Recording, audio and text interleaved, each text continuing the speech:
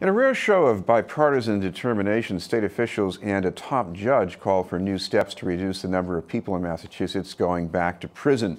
To combat the problem of recidivism, they mainly agreed about the need to provide offenders with better programs and services.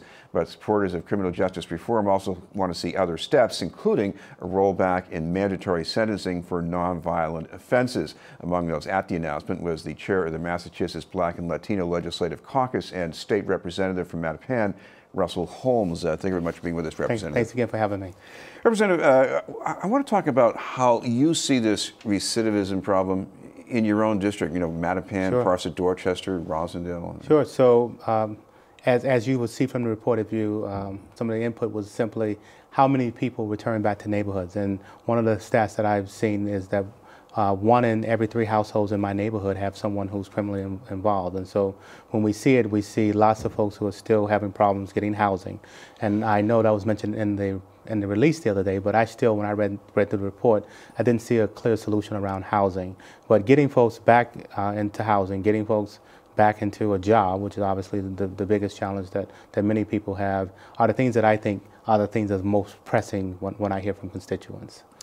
I heard at the announcement at the State House a certain reluctance, especially from the governor, about making changes with the law around mandatory sentencing itself. He talked about, I guess, tailoring it so that there's more Sure. help before a prisoner's Sure. released. So one of the things, as you introduced this segment, you talked about nonviolent drug offenses as one of the things that folks have already landed in a good place to say that they would probably be willing to have those mandatory minimums removed. I would say there are lots of folks who are advocates who are simply saying let's eliminate all mandatory mins and give the discretion back to a judge to be able to make the decision that he or she should make in everyone's personal situation. And so one of the things I've been adamant with the governor, with the speaker, with Senate President is release the legislation in a way that you have already shown some agreement on some of these issues. So if you already agree that nonviolent drug offenses should be eliminated for mandatory minimums for those, then release the legislation in that manner. Don't release it and be silent there,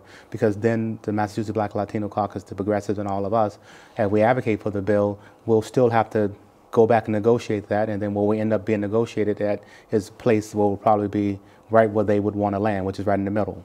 But if they release it with the elimination of mandatory mins for nonviolent drug offenses from the beginning, then the negotiation begins from there to whether or not we want to eliminate all mandatory mins totally throughout the state. I imagine one reason DAs like mandatory minimums is that it's something you can hang over a defendant's Sure. head and to get them to bargain to another charge. Sure, and maybe. so one of the things that came up, we meet with the governor quarterly, and one of the comments that he had in our last quarterly meeting, because we were discussing this because we knew about the release, was that there are not a lot of folks who are in prison today who are actually in on a mando, who are actually in on a mandatory minimum sentence.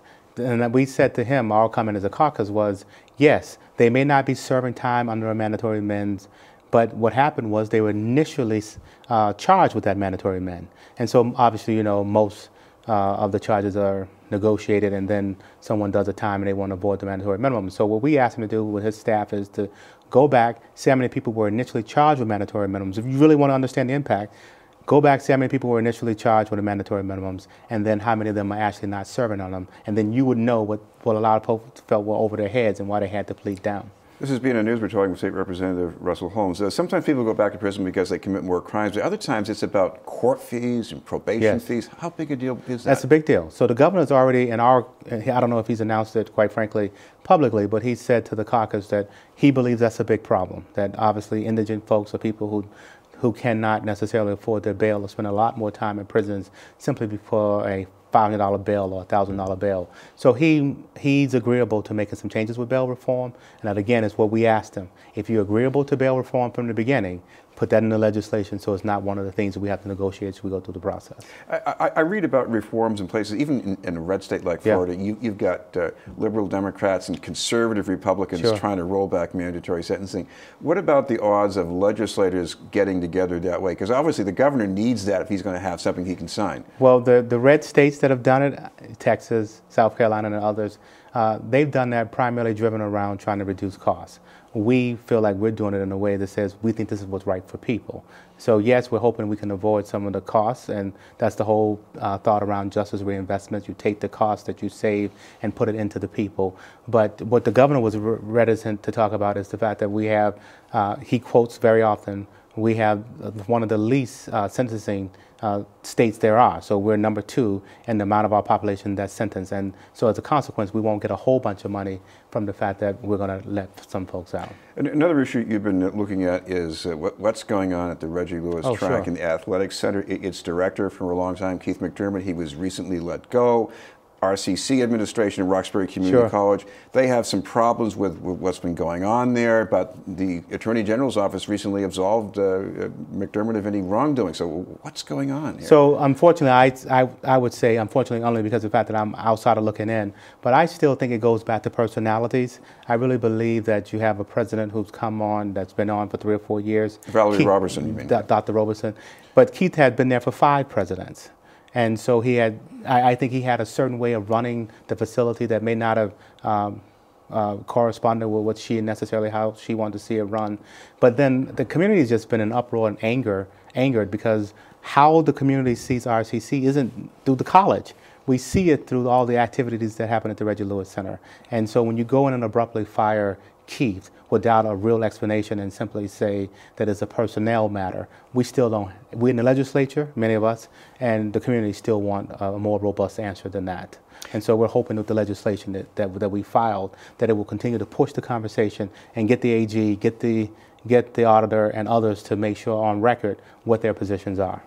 By the way, if you don't keep the center under the aegis of Roxbury Community College, what's the option? So the thought was, as we've heard clearly from many advocates, we would say what we've learned is that we probably don't want to take it from being managed and operated by RCC from a payroll and things of that nature perspective, because of the fact that if we took it from RCC from an operational perspective, we think we would weaken the college. And Roxbury RCC already has enough challenges. So we would still say, yes, they would help to manage the facility as they have been in the past. But the board that oversees the facility would have the track association, it would have seniors, it would have community folks, it would have RCC folks to have it so that one person and the president herself and that board can't just come in and just fire someone, but all of the folks who really are the important stakeholders in the Reggie Lewis Center should have some voice before someone is just abruptly fired. Thank you very much for being with us. Thank you for having me. State Representative Russell Holmes.